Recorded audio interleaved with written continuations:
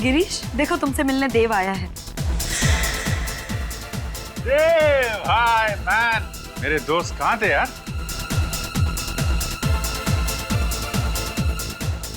क्या मजाक है? ये गिरीश नहीं है। सही पहचान, मैं बाराती हूँ, तुम्हारी बारात में शामिल होने आया हूँ।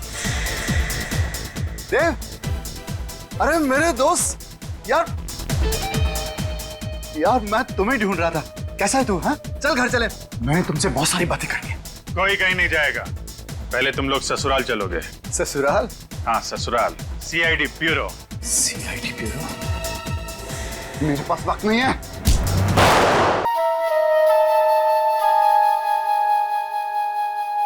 वही धुन फिर से।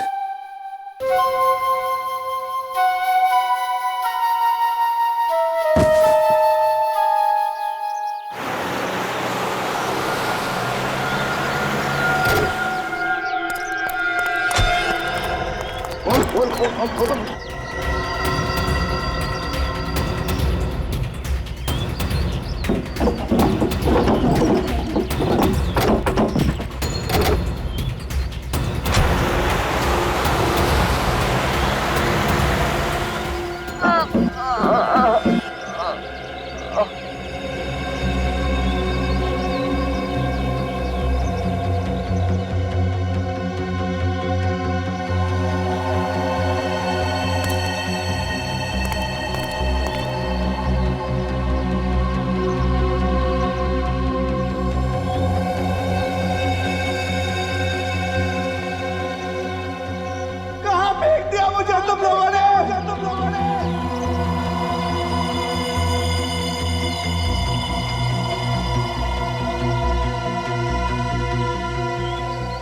बंदूक?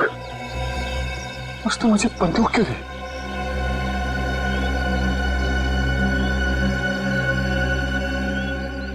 हजार के नोट? इतने सारे?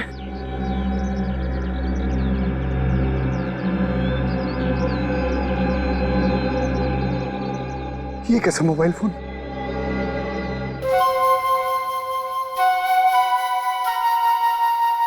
उसी का फोन होगा।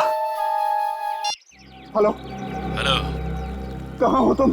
परेशान होने की जरूरत नहीं है। मैं जानता हूँ तुम्हारे वक्त में मोबाइल फोन्स बहुत कम इस्तेमाल होते थे, और ये 1000 के नोट जो मैंने तुम्हें दिए हैं वो तो थे ही नहीं तुम्हारे जमाने में। कौन हो तुम?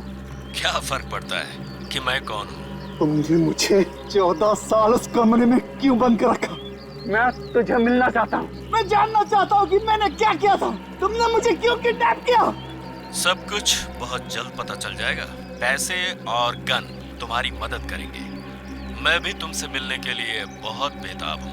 3 दिन देता हूँ, सिर्फ 3 दिन में मुझ तक पहुँचो और मुझे खत्म कर दो। मार सको तो मार दो। मैं तुझे ढूंढ निकालूंगा, मैं तुझे नहीं छोड़ूंगा।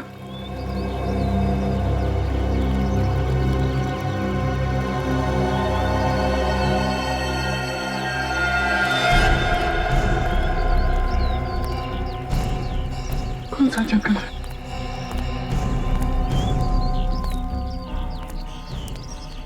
कौन सा जंगल है?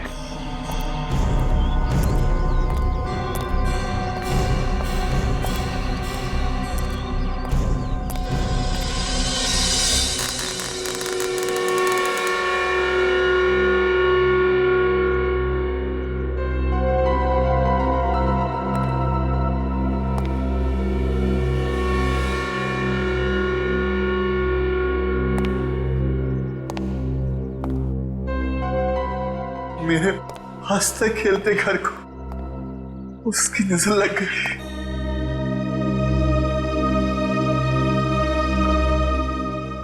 छोड़ूंगा नहीं मैं उसको। उसने मेरी जिंदगी बर्बाद कर दी, मेरा घर बर्बाद कर दिया। मैं उसे ढूंढ कर ही निकालूंगा, ढूंढ कर ही निकालूंगा।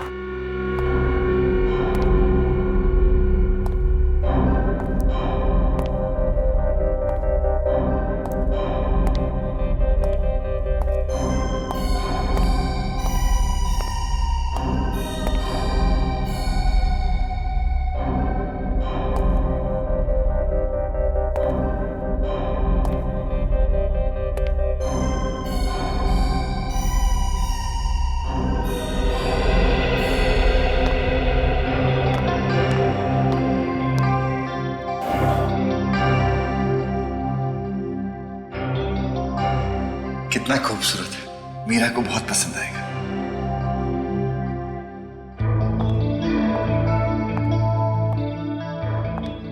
क्या बात है, बड़े खुश लग रहे हो। खुशी की बात है।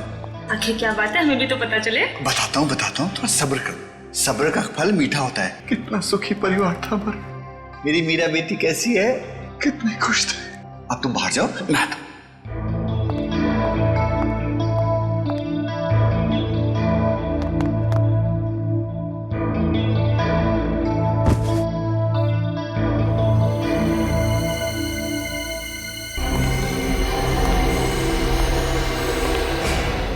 लॉकेट इसी में होगा।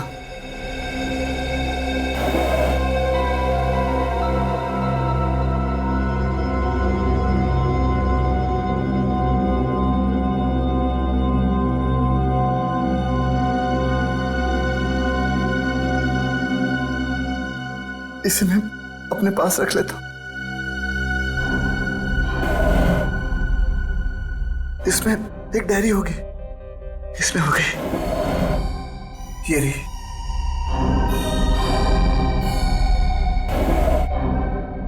इसमें उसका नंबर होगा।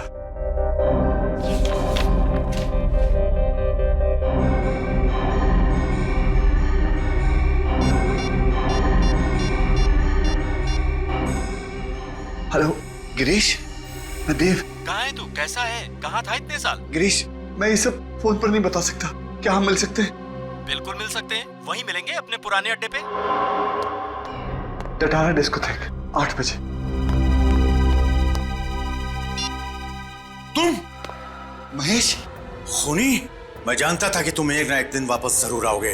तुमने क्या सोचा था कि 14 साल के बाद भागकर वापस आने पर तुम्हें मिलने वाली सजा से तुम बच जाओगे? मैंने कोई गुनाह नहीं किया। तुमने अपनी बीवी प्रिया का खून किया है। मैं अभी सीआईडी को फोन लगाता हूँ। सीआईडी को फोन मत करना। महेश, अरे सीआईडी को फोन मत करना। तुम्हारे पास बंदूक है तो मुझे फोन लगाना ही पड़ेगा।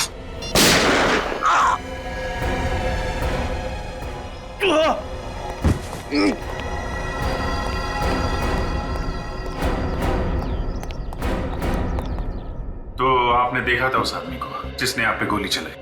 जी हाँ, वो देव था। देव? कौन है ये देव? जी वो मेरा पड़ोसी था। आज से 14 साल पहले वो अपनी पत्नी प्रिया का खून करके भाग गया था। आज तक पकड़ा नहीं गया था। वो क्या वापस अपने घर आया था? जी हाँ, जब मैंने आप लोगों को फोन करके बताने की कोशिश की तो उसने मुझे भी गोली मार दी। अच्छा, उस वक्त देव अकेला था या उसके साथ में कोई और भी था? वो था तो अकेला ही। मुझे गोली मारने के पहले उसने किसी गिरीश नाम के आदमी से फोन पे बात किया था। क्या बात की उसने? आपने कुछ सुना? उससे कह रहा था कि वो उसे टटारा डिस्कोथेक में मिलेगा रात 8 बजे। टटारा डिस्कोथेक रात 8 बजे? 8 बजने में भी 4 घंटे बाकी हैं। तब तक इस देव की कुंडली निकालते हैं। मिल गया सर, ये देखिए देव के काले कारनामों का चिट्ठा। तो इस देव ने आज से 14 साल पहले 24 अप्रैल 1998 को अपनी बीवी प्रिया का खून किया था, पेट में चाकू घोंप के। हाँ सर, और वो खून करके फरार हो गया और पुलिस को चाकू के ऊपर से उसकी उंगलियों के निशान भी मिले। और तो और मौका वारदात पे देव की खून की बूंदें भी मिली, लेकिन उसके बावजूद पुलिस पकड़ नहीं पाई उसे। और अब 14 साल बाद वो इस शहर में वापस आया है। सर जरूर कोई बहुत बड़ी ठोस वजह है इस देव के वापस आने की, वरना खुद घर जाके वो अपने आप को मुसीबत में क्यों डालता? इसमें यह भी लिखा है कि उस वक्त देव की एक 2.5 साल की बेटी भी थी, मीरा, और उसकी मां की मौत के बाद से वो गायब है। आ रहा है ना आज रात ये देव टटारा डिस्कोथेक में। बहुत सारे सवालों के जवाब देने इस देव को।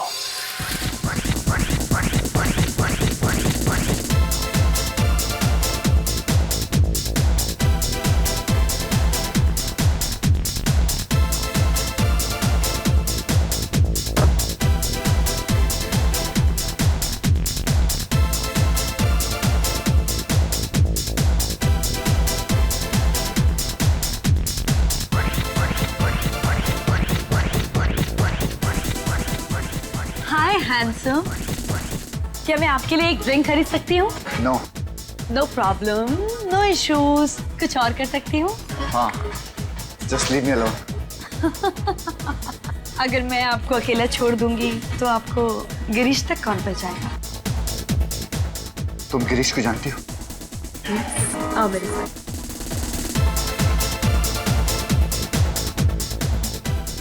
गिरीश, देखो तुमसे मिलने देव आया है। देव, हाय मैन। मेरे दोस्त कहाँ थे यार?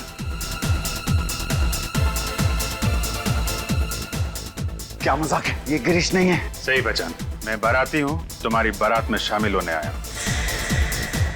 देव, अरे मेरे दोस्त, यार मैं तुम्हें ढूंढ रहा था। कैसा है तू? हाँ, चल घर चले, मैंने तुमसे बहुत सारी बातें करनी है। कोई कहीं नहीं जाएगा, पहले तुम लोग ससुराल चलोगे। ससुराल? हाँ ससुराल, सीआईडी ब्यूरो। CID bureau? मेरे पास वक्त नहीं है। वक्त तो मेरे पास भी नहीं है। जो जुर्म आप लोग मुझसे कबूल करवाना चाह रहे हो वो मैंने किया ही नहीं है। झूठ बोल रहे हो तुम। अपनी बीवी प्रिया का खून तुमने ही किया है। मैं तो उससे स्कूल के दिनों से ही प्यार करता था। स्कूल के दिनों से? मतलब तुम और प्रिया के एक ही स्कूल में पढ़ते थे? कौन से स्कूल में पढ़ते थे तुम? एक ही स्कूल में नहीं सर, मैं ग्रीन हॉर्न्स में था और वो एसके स्कूल में। मैं उससे जान से भी ज्यादा प्यार करता था। मैं उसका खून क्यों करूंगा? ये सच कह रहा है सर। आप, मेरा नाम गिरीश है, मैं देव का दोस्त हूँ। प्रिया भाभी और देव के प्यार की मिसाल तो हम सभी दोस्त दिया करते थे। अगर तुमने खून नहीं किया तो इतने साल तक कहाँ गायब रहे? पुलिस से डर के भाग क्यों रहते तुम?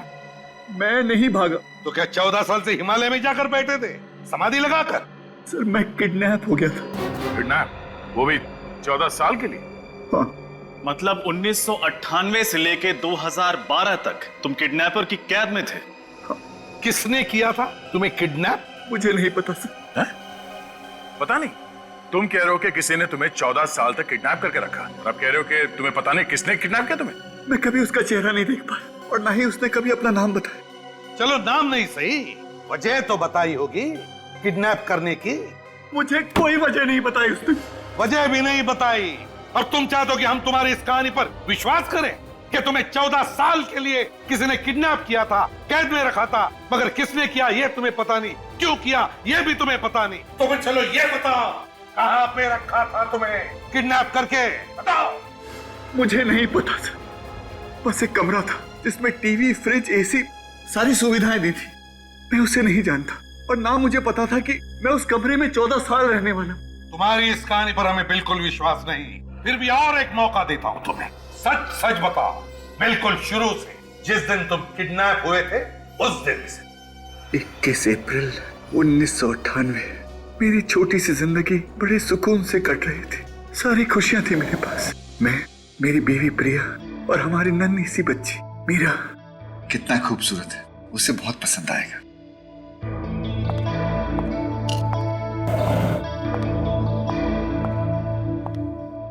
क्या बात है, बड़ी खुश लग रहे हो। खुशी की बात? आखिर क्या बात है, हमें भी तो पता चले। कुछ बात है ना, थोड़ा सब्र करना सीखो। सब्र का फल मीठा होता है। मेरी मीरा बेटी कैसी है? अच्छा, इसे लेकर बाहर जाओ। मैं आता हूँ। तुमने बताया नहीं क्या बात है। तुम जाओ तो मैं आता हूँ, बताओ तो।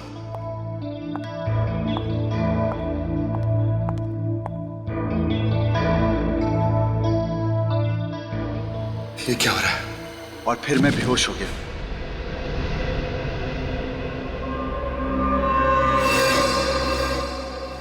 जब नींद खुली तो देखा किसी अनजान जगह पर हूं। उस वक्त मैं ये नहीं जानता था कि मुझे वहां 14 साल बिताने होंगे, पर अगर ये बात मुझे पता भी होती तो क्या मेरा दर्द कुछ कम हो जाता?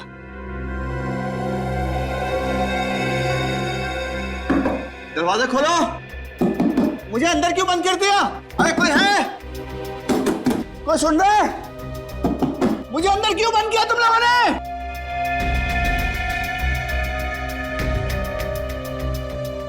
कहाँ हूं मैं?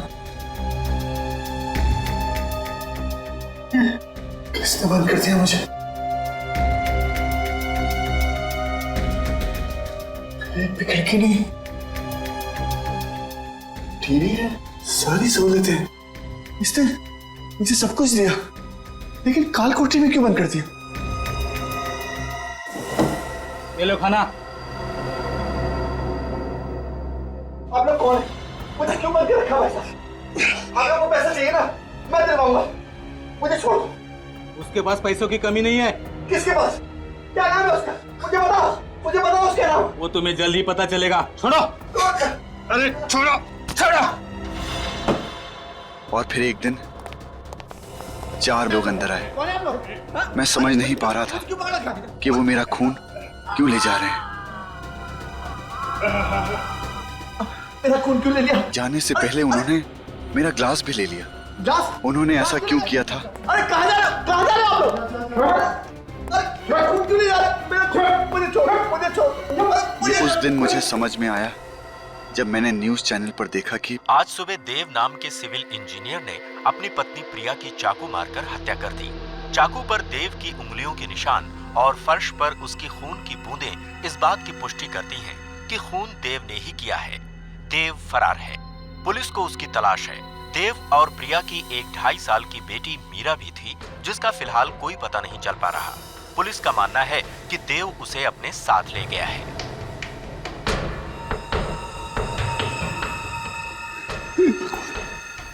ये क्या हो गया? ये क्या हो गया?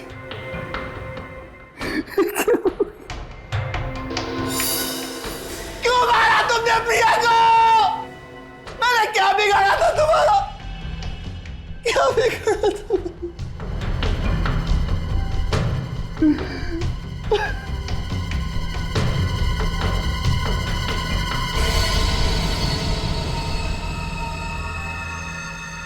मैं कैसे मार सकता हूँ इसको?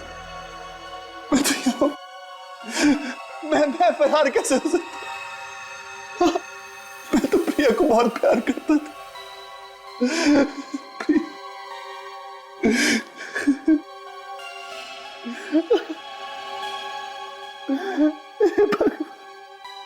ये क्या हो गया?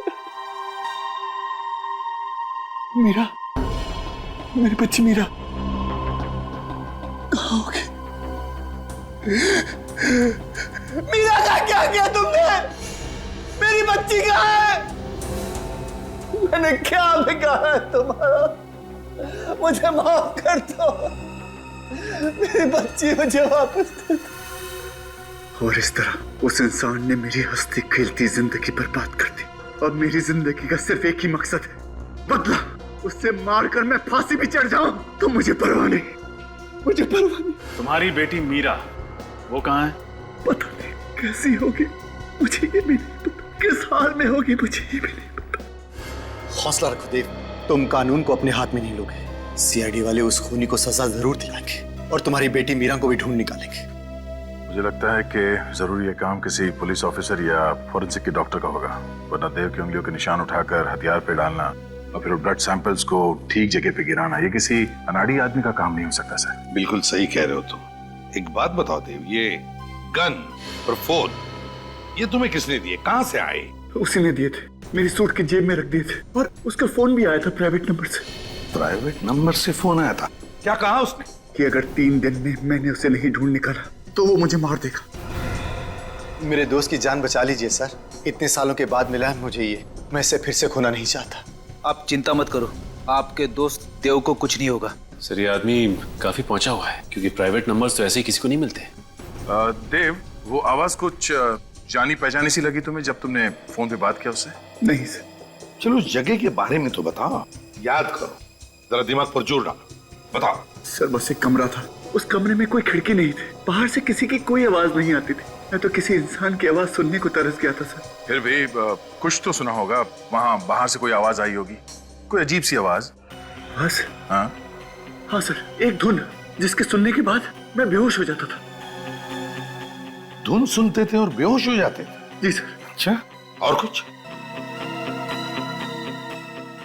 हाँ सर, हवाई जहाज उड़ने की आवाज दिन भर आया करती थी सर। हवाई जहाजों की आवाज है? इसका मतलब है दया, वहाँ पे एयरपोर्ट है करीब ही जहाँ पर देव को कैद करके रखा था। कुछ और खास बात? देखो देव, छोटी सी छोटी बात भी हमारे लिए काम की हो सकती है, बताओ, सोचो। हाँ सर, वो लोग मुझे दिन रात एक ही किस्म का खाना देते थे सर। रोज एक ही किस्म का खाना? हाँ सर, 14 साल दिन रात मैंने एक ही चीज खाई है, नूडल्स, सिर्फ नूडल्स, सिर्फ नूडल्स। देव, ये बताओ, क्या कभी इस नूडल्स का स्वाद बदला है या एक ही स्वाद था, एक ही किस्म के, एक ही तरह के नूडल्स? नहीं सर, 14 सालों में उसका स्वाद कभी नहीं बदला। उसका स्वाद आज भी मुझे याद है। मेरी जुबान पर खुदरा हुआ है सर उसका स्वाद। आई एम सॉरी देव, लेकिन तुम्हें एक बार और वो नूडल्स खाने पड़ेंगे हमारे लिए।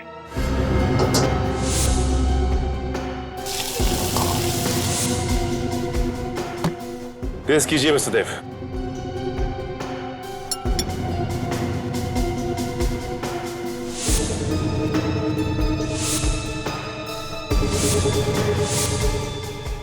ये नहीं है।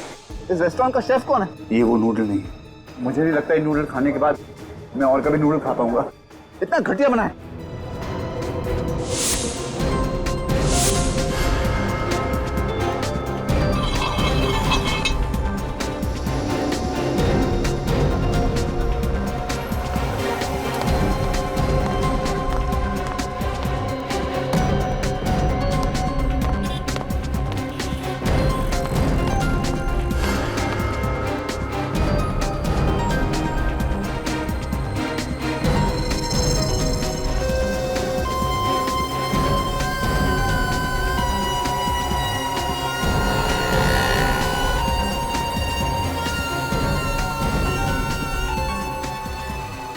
ये नूडल वही है जो मैं पिछले 14 सालों से खा रहा था। आपको पूरा यकीन है? मैं अपना नाम भूल सकता हूँ लेकिन स्वाद नहीं भूल सकता। तो फिर इनसे पता करते हैं कि 14 सालों से नूडल्स की डिलीवरी एक ही जगह पर कहां हो रही थी।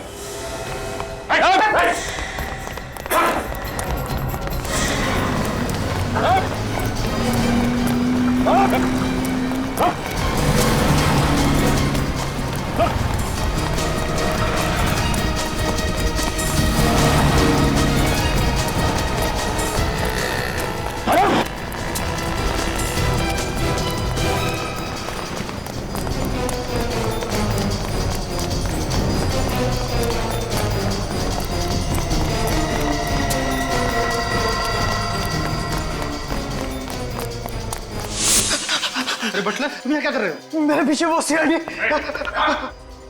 नहीं, नीचे।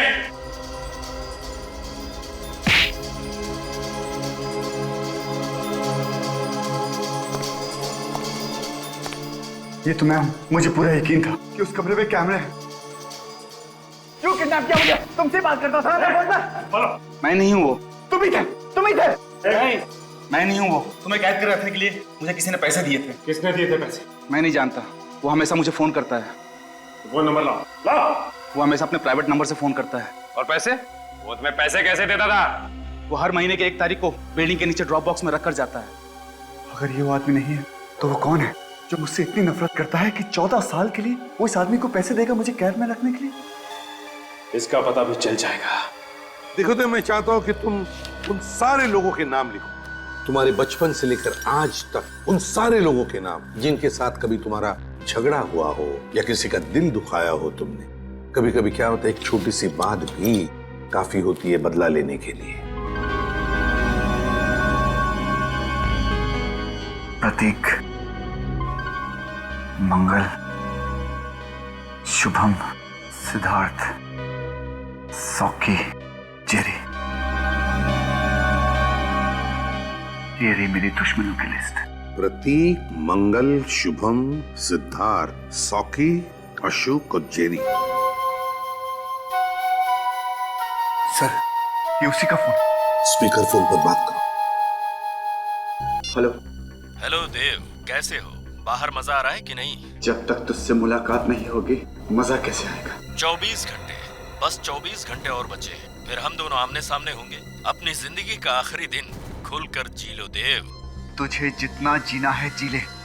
जिस बिल में छुपा है छुपा रहे। तुझे पताल से भी ढूंढ कर निकाल लूंगा। जब सीआईडी वाले पास खड़े हों तो चीटी के भी पर निकल आते हैं। अगर तुझे लगता है कि सीआईडी वाले तेरी जिंदगी बचा पाएंगे तो तू बहुत बड़ा बेवकूफ है। अपने दुश्मनों की लिस्ट में मेरा नाम लिखना भूल गया देव। कौन हो तुम? सामने क्यों नहीं आते? मुझसे मिलते क्यों नहीं तुम? जल्दी मिलूंगा, तब तक अपनी मौत का इंतजार कर। Hello hello. इसे कैसे पता चला कि देव के आसपास क्या हो रहा है? कोई पीछा कर रहा है हमारा, हम पे नजर रख रहा है। लेकिन फ्रेडी, उसे तो ये भी मालूम है कि देव इस वक्त सीआईडी ब्यूरो में बैठा है और अपने दुश्मनों की लिस्ट बना रहा है। कहीं कोई सीक्रेट कैमरा तो नहीं लगवा दिया उसने यहाँ पे?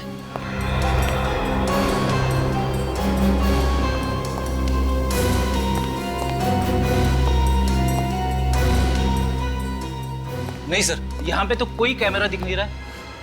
क्या मतलब सर?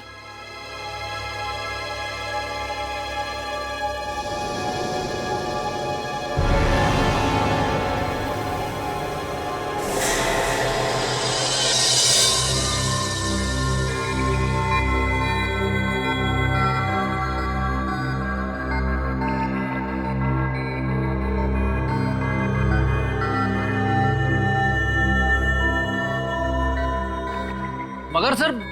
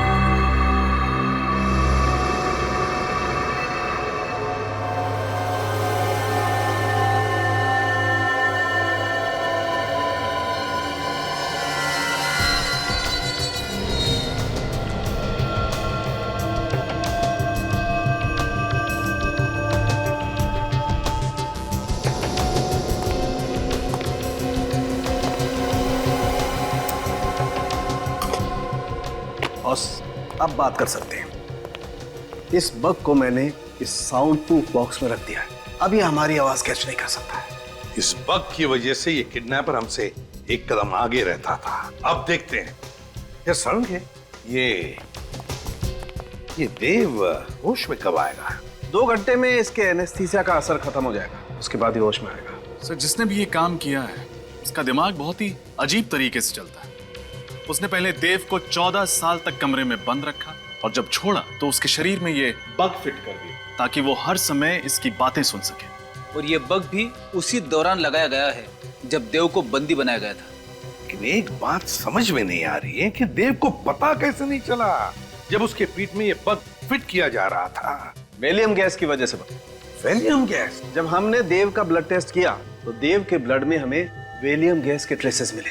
यार साउंड ये वेलियम गैस तो रशियन सेना ने चेचनिया के आतंकवादियों के खिलाफ इस्तेमाल किया था। बिल्कुल। अब बॉस, इसकी बॉडी में हमें विटामिन डी भी बहुत कम मात्रा में मिला है। साउंड जब भी कोई आदमी 14 साल से सूरज की रोशनी से दूर रहेगा तो यही होगा ना। सिर्फ इतना ही नहीं सर, इसके खून में से हमें स्नोडन थर्वल नाम की दवाई भी मिली है। स्नोडन थर्वल? ये कौन सी दवाई है? सर ये दवाई स्किज़ोफ्रेनिया के इलाज के लिए इस्तेमाल की जाती है। स्किज़ोफ्रेनिया एक तरह की दिमाग की बीमारी होती है ना? अरे हाँ फ्रेडी, बिल्कुल ठीक कहा तुमने। सर, लेकिन वो किडनैपर ये दवाई देव को क्यों दे रहा था? ताकि देव अपना मानसिक संतुलन बनाए रखे। बॉस, अगर किसी इंसान को 14 दिन भी छोटे से अंधेरे बंद कमरे में कैद करके रखा जाए तो अकेलेपन और अंधेरे की वजह से वो अपना मानसिक संतुलन खोने लगता है। खाली दिमाग शैतान का घर। और इस बेचारे देव को तो पूरे 14 साल तक इसी तरीके से अंधेरे बंद कमरे में कैद करके रखा गया था। रजत, ये किडनैपर जरूर चाहता होगा कि 14 साल के बाद में जब देव बाहर निकलेगा तो अपने पूरे होशो हवास में रहेगा। हाँ सर, लग तो ऐसा ही रहा है। अब जिसने भी ये काम किया है उस तक पहुंचना बहुत जरूरी है। वो तो हम पहुंच कर ही रहेंगे। पहले पता लगाओ कि ये बग, ये चिप किसने बेची थी और किसे बेची थी। क्या तारीख बताई थी आपने? 2 सितंबर 2010 और उस बग का बैच नंबर है X91PXB4। X91PXB4, 2 सितंबर 2010। जी हाँ, ये बग दी थी हमने, यही नंबर था। ये बग किसको दी थी आपने? इंस्पेक्टर ऋषभ। इंस्पेक्टर ऋषभ? इस इंस्पेक्टर ऋषभ को 2 साल पहले सस्पेंड कर दिया गया था। मगर क्यों? कमिश्नर साहब ने इसको रिश्वत लेते हुए पकड़ लिया था। इस ऋषभ का एड्रेस चाहिए हमें। एड्रेस तो आपको मिल जाएगा, लेकिन इस मुलाकात की खबर किसी को भी नहीं होनी चाहिए। आप चिंता मत कीजिए। सर, हमें तो शुरू से ही शक था कि इस जुर्म में किसी पुलिस वाले या फिर किसी फोरेंसिक डॉक्टर का हाथ है। हाँ, लेकिन रजत, ये ऋषभ ही वो कड़ी है जो हमें देव के किडनैपर्स तक ले जा सकती है। लेकिन पुलिस वाला होने के बावजूद भी ऐसा गंदा काम।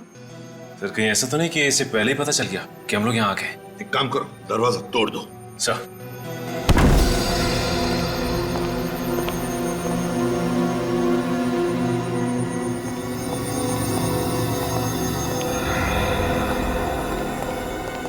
लगता है घर में तो कोई नहीं है। कहीं ये चुप कर तो नहीं बैठा है घर में?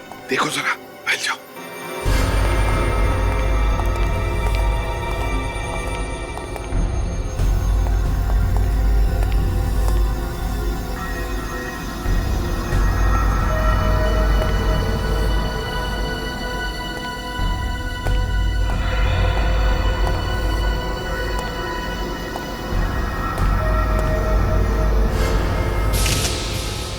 सर, हाँ,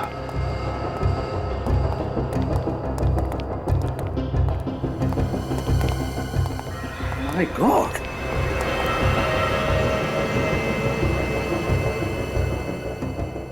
कहीं ये ऋषभ तो नहीं? बहुत बुरी तरह से चाकू से वार किए लगता है। कम से कम 5-6 वार तो है। सर हो सकता है ये काम देव के किडनैपर्स का हो। हाँ सचिन, हो सकता है। उसे पता चल गया होगा कि वो बग जो फिट किया था वो काम नहीं कर रहा है, इसलिए ऋषभ को मार डाला। अच्छी तरह से चेक करते इस घर को, एक एक कोना छान मारते, एक एक इंच, जरूर कुछ ना कुछ तो मिलेगा।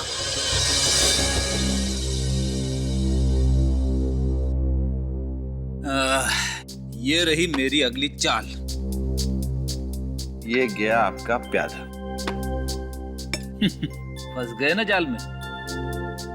1, 2, 2.5 आपकी रानी गई।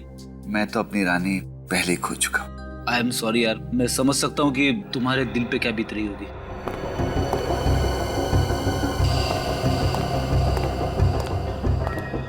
ये क्या है?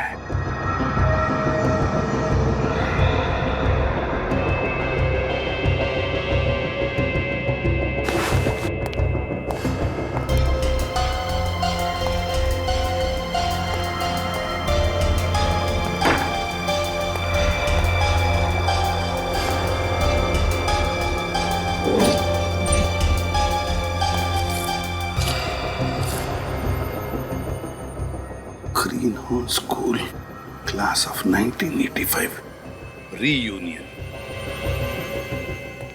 रजत, सचिन, ये देखो क्या मिला। Green horn school, class of 1985, reunion. Green horn school, इसका मतलब ऋषभ भी ग्रीन हॉर्न स्कूल में पढ़ता था। सिर्फ ऋषभ ही नहीं, देव भी इसी स्कूल में पढ़ता था। कहीं ऐसा तो नहीं कि ये खूनी, ये देव का दुश्मन भी इसी स्कूल में पढ़ता था? हाँ सर, हो सकता है। लेकिन सर इस देव ने कभी इस स्कूल में पढ़ने वाले किसी आदमी का जिक्र नहीं किया। वही तो, क्यों नहीं किया जिक्र? नहीं, कुछ तो गड़बड़ है। काम करो, इस देव से बात करो, फ्रेडी को फोन लगाओ और उससे पूछो कि याद करके बताए, अच्छी तरह से याद करके बताए कि क्या जब वो स्कूल में था तब उसकी किसी के साथ कोई दुश्मनी थी क्या? अब 1 मिनट। Hello sir. हाँ फ्रेडी, देव तुम्हारे सामने। 1 मिनट के लिए भी मैंने अपनी आंखों से ओझल नहीं होने दिया देव को। मैं जानता हूँ सर, 3 दिन हो चुके हैं, देव की जान को खतरा है। अच्छा देव से बात करो। देव, लाइट कैसे चली गई? बिजली का बिल तो भरा था ना मैंने। फ्रेडी क्या हुआ?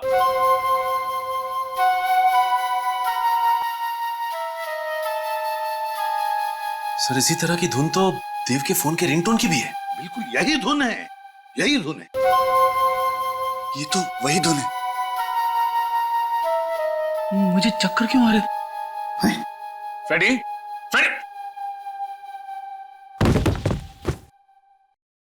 क्या हो गया? फोन कट गया सर। जरूर कुछ तो गड़बड़ है फ्रेडी के घर पर। चलते हैं उधर, जल्दी, लेट्स गो।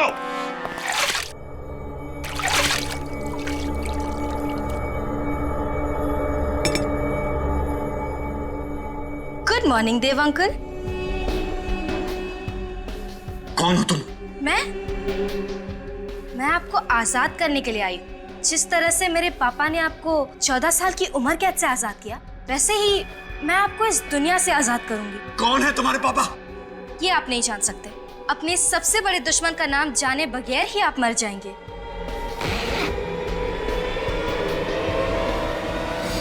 इस गन को हटाओ यहाँ से, हटाओ इस गन को। रुक जा, तुम ऐसा नहीं कर सकती। सीआईडी से पंगा मत लो। क्या हुआ, डर गए? इतने बड़े होकर डर गए? जब गोली चलती है ना, तब कुछ समझ में नहीं आता। गोली चलने के पहले का पल ही डरावना होता है। और ये डर तुम्हारे दिमाग में है। सोचना बंद कर दो तो डर अपने आप ही चला जाएगा और फिर सब कुछ ठीक हो जाएगा। कौन हो तुम? तुम्हारे पापा कौन है? कौन है तुम्हारे पापा? कौन है तुम्हारे पापा? प्रभात कुमार। प्रभात कुमार? हाँ, प्रभात कुमार। तुमने क्या सोच लिया मैं तुम्हें नाम बताए बिना ही मार दूंगी? ये नाम जानना तुम्हारे लिए बहुत जरूरी है, क्योंकि यही वो नाम है जो मरने के पहले तुम्हारी कानों में गूंजेगा। कौन प्रभात कुमार? मैं किसी प्रभात कुमार को नहीं जानता। फिर तो तुम मेरी माँ को भी नहीं जानते होगे। कौन है तुम्हारी माँ? चित्रांगदा कुमार, जिसका तुमने बेरहमी से खून कर दिया। मैंने किसी का खून नहीं किया। अपने पापा को यहाँ बुलाओ। वो तुम्हारी वजह से पहले ही बहुत कुछ सह चुके हैं। उन्हें यहाँ बुलाने की कोई जरूरत नहीं है। बहुत बातें हो गई, अब तुम्हारे मरने का वक्त आ गया है। रुक जा, रुक जा। तुम ऐसा नहीं कर सकती।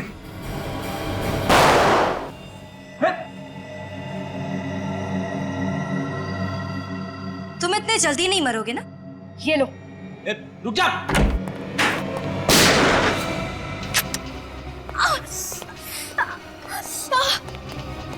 मरने के बारे में सोचना भी मत। कौन हो तुम लोग? सीआईडी। देव को जल्दी से हॉस्पिटल ले चलो, जल्दी। संभल के, संभल के। अगर तुम लोग यहाँ नहीं आते तो मैं उसे मार ही डालती। हम मारने देते तब ना। इतनी कम उम्र में इतनी नफरत किस लिए? हा? बचपन से मेरी जिंदगी का एक ही मकसद रहा है, बदला। देव से अपनी माँ की मौत का बदला। इस बदले और नफरत के बीज को बोया किसने तुम्हारे दिल में? तुम्हारे पापा प्रभात कुमार ने? हाँ, मुझे गर्व है अपने पापा पर कि उन्होंने मेरे माँ के हत्यारे को इतनी बड़ी सजा दी। उसे 14 साल की कैद में रखा और अब मैंने उसे गोली मार दी। तुम्हारी वजह से देव हॉस्पिटल में जिंदगी और मौत के बीच झूल रहा है, समझी? देव तो मरेगा, जरूर मरेगा। पकड़े जाने के बाद भी तुम्हारी अकड़ नहीं गई अभी तक। अब चाहे फांसी हो या जेल, मुझे कोई फर्क नहीं पड़ता। चुपचाप बता दो तुम्हारे पापा इस वक्त कहाँ हैं, समझे? नहीं, बिल्कुल नहीं बताऊंगी। अब जब बाप बेटी का मकसद पूरा हो ही गया है तो सजा क्यों नहीं काट लेते हैं? अब तक मकसद पूरा कहाँ हुआ है? जब देव मरेगा तब हमारा मकसद पूरा होगा। तुम ऐसे नहीं मानोगी, हमें ही कुछ करना पड़ेगा। फ्रेडी, इस प्रभात कुमार के सारे डिटेल्स निकालो। Sachin, Nikhil, green horns school जाओ, वहीं से कुछ पता चलेगा। Excuse me sir. जी कहिए। हम लोग सीआईडी से। आप लोग मेरे स्कूल में क्या कर रहे हो? I mean, मेरे स्टूडेंट्स ने कुछ गड़बड़ की है क्या? नहीं, आपके स्टूडेंट्स ने कुछ गड़बड़ नहीं की है, बस आपके स्कूल के 1982 के बैच के बारे में कुछ जानकारी चाहिए थी। 1982 के बैच के बारे में? एक मिनट सर। आइए सर, इस फाइल में आपको उस बैच की सारी जानकारी मिल जाएगी। देव इसी बैच में था, मगर अपने पापा के तबादले की वजह से 15 जुलाई 1982 को बीच में स्कूल छोड़ के चला गया था। 2 सितंबर 1982 में देव की क्लास में एक नीलम नाम की लड़की थी जिसने आत्महत्या की थी, लेकिन आत्महत्या की वजह नहीं लिखी यहाँ। प्रिंसिपल साहब, आप कुछ बता सकते हैं इसके बारे में? जी नहीं सर, मैं तो यहाँ पिछले 5 साल से ही प्रिंसिपल हूँ। 1982 में मिस्टर दीनानाथ यहाँ के प्रिंसिपल थे, जिनके कुछ साल पहले ही मौत हो गई। मौत हो गई है? जी हाँ सर। इसमें यह भी लिखा है कि नीलम का एक भाई भी था जो 8वीं क्लास में था इसी स्कूल में। क्या नाम है उसका? प्रभात कुमार। ये प्रभात कुमार तो नताशा के पापा का नाम है ना? हाँ सर। मतलब ये प्रभात पास आउट हुआ होगा 1985 में, पास आउट हुआ होगा। तो सर 1985 की फाइल देखना चाहिए। ये क्या? प्रभात और ऋषभ दोनों एक ही क्लास में पढ़ते थे, तो इसका मतलब ये दोनों एक दूसरे को अच्छी तरह से जानते होंगे और इसीलिए प्रभात ने ऋषभ से वो बग मंगाया होगा देव के शरीर में डालने को। और सर जब उस बग के बारे में हमें पता चल गया तो प्रभात कुमार ने ऋषभ को ही रास्ते से हटा दिया। हो सकता है निखिल कि नीलम की मौत में देव का ही हाथ हो, इसीलिए तो प्रभात देव से बदला लेना चाहता था। और सर अगर नीलम की मौत की वजह देव है तो देव ने हमसे इतनी बड़ी बात छुपाई क्यों? हो सकता है निखिल कि देव को पता ही ना हो, क्योंकि देव ने स्कूल छोड़ा था जुलाई महीने में और नीलम ने आत्महत्या की थी सितंबर के महीने में। अच्छा प्रिंसिपल साहब, इन सब की फोटोग्राफ मिल सकती है? जी सर।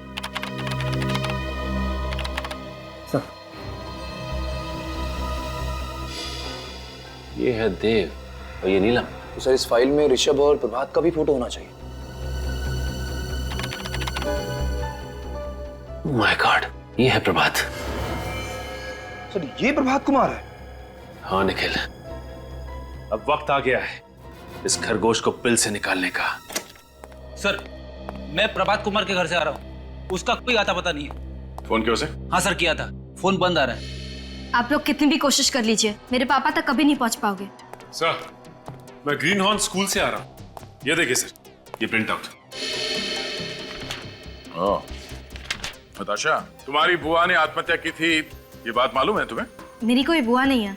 है, नीलम कुमार नाम है उनका, मगर सितंबर 1982 में उसने आत्महत्या की थी। मगर पापा ने कभी बताया नहीं इस बारे में। ओहो, नहीं बताया? शायद भूल गए होंगे। मगर उन्होंने तुम्हें ये तो बताया होगा ना कि नीलम कुमार और देव एक ही स्कूल में पढ़ते थे। ये क्या कह रहे हैं आप? ये देखो, पढ़ो इसे।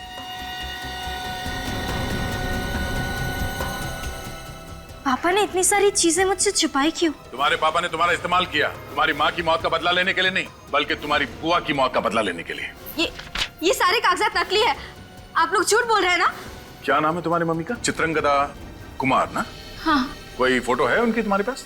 नहीं, उन्होंने कभी मम्मी की फोटो नहीं दिखाई। चित्रंगदा कुमार नाम की कोई औरत होगी तो दिखाएंगे ना। ये आप क्या बकवास कर रहे हैं? कोई चित्रंगदा कुमार नहीं है, ये सिर्फ एक कहानी है, कहानी तुम्हारा इस्तेमाल करने की। ये झूठ है ना?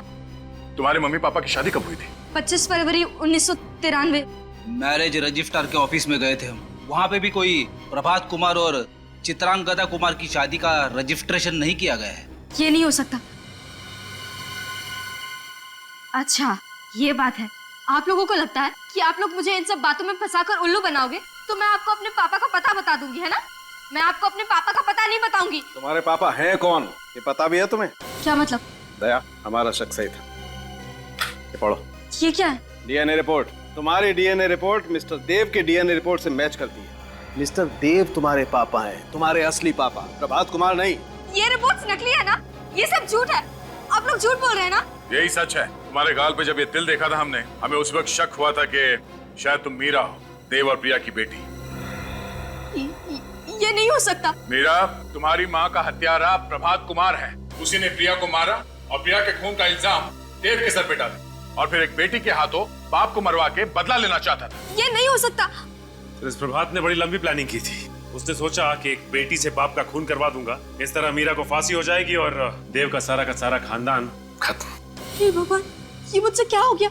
मैंने अपने हाथों से अपने पापा पर गोली चला दी। ये क्या कर दिया मैंने?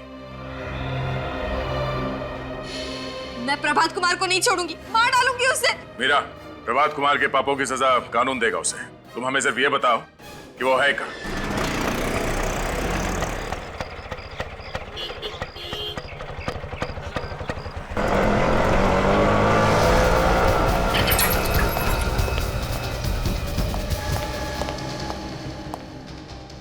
आशा बेटी, तुम यहाँ? सीआईडी वालों ने तुम्हें छोड़ दिया? सीआईडी वालों ने मुझे छोड़ दिया। जब मैंने उन्हें अपनी माँ के खून की दर्द भरी दास्तान सुनाई तो दया का भी दिल पिघल गया। दया का दिल भी पिघल गया? अरे बेवकूफ लड़की, दया का दिल कभी पिघल नहीं सकता, क्योंकि इसका दिल लोहे का बना हुआ है। जरूर इसमें उनकी कोई चाल होगी। ठीक कहा तुमने, ये हमारा ही प्लान था। मिस्टर प्रभात कुमार उर्फ गिरीश। धोखा, इतना बड़ा धोखा किया तुमने मेरे साथ। धोखेबाज तो तू है, जो बचपन से अब तक मुझसे झूठ कहता आया। अपनी माँ के खूनी के कहने पर मैंने अपने पापा पर गोली चला दी। तो तुम्हें सब कुछ पता चल चुका है। कितनी कोशिश की मैंने कि कम से कम खून खराबा हो, खुशी खुशी सब कुछ निपट जाए, मगर अब मुझे लगता है यहाँ पर मुझे 4 लाशें बिछानी पड़ेगी। तुम लाशें बिछाओगे? लाशें बिछाने लायक बचोगे तब ना। बोल, क्यों किया ये सब? क्योंकि मैं देव को बर्बाद कर देना चाहता था। क्या दुश्मनी थी तुम्हारी देव के साथ? देव मेरी बहन का खूनी है। लेकिन नीलम ने तो आत्महत्या की थी ना? देव की वजह से आत्महत्या की थी मेरी बहन नीलम ने, क्योंकि ग्रीन हॉर्न स्कूल में उसने सभी को ये कहकर उसे बदनाम कर दिया था कि वो उससे प्यार करती, उससे शादी करना चाहती, जबकि ऐसा कुछ भी नहीं था। देव तो जुलाई 1982 में स्कूल छोड़कर जा चुका था।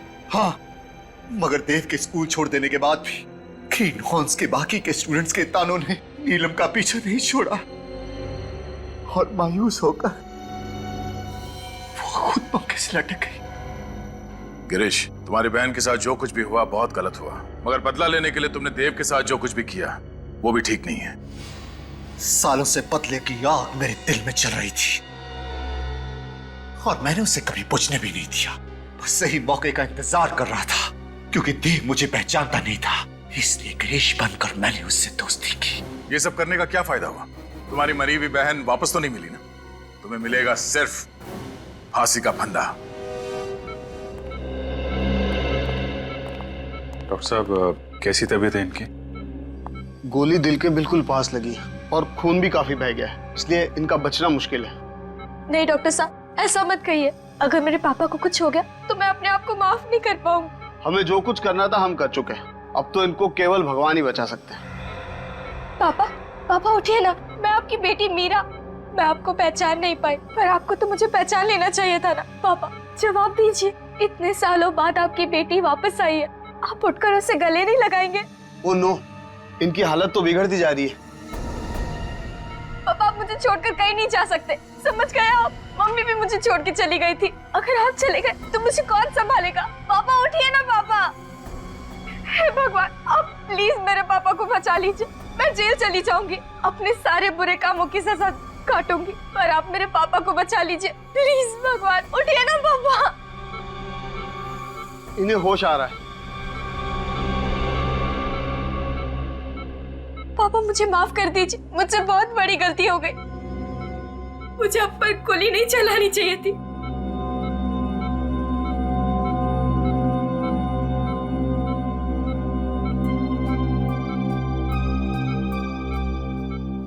चौदह सालों से मैंने रखा हुआ था।